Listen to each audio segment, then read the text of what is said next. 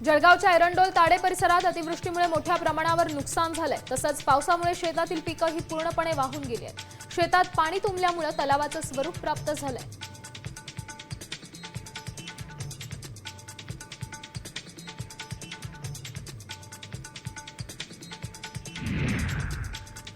जालन्याच्या बदनापुरातील गोकुळवाडी परिसरात अतिवृष्टीने पिकांचं मोठं नुकसान केलंय।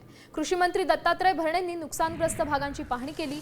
यावेळी जिल्ह्यात सुमारे 2 लाख हेक्टर पिकांचं नुकसान झाल्याची प्राथमिक माहिती समोर येते।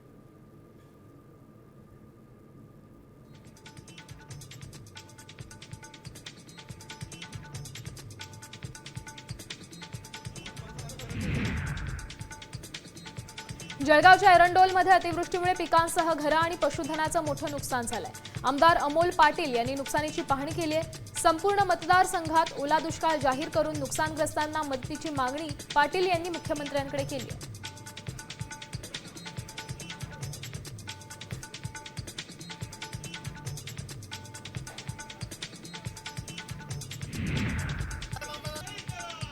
संभाजीनगरच्या फुलंब्रीत शेतकऱ्यांचे झालेले नुकसान लक्षात घेऊन तहसील कार्यालयासमोर काँग्रेसने निदर्शनं केली।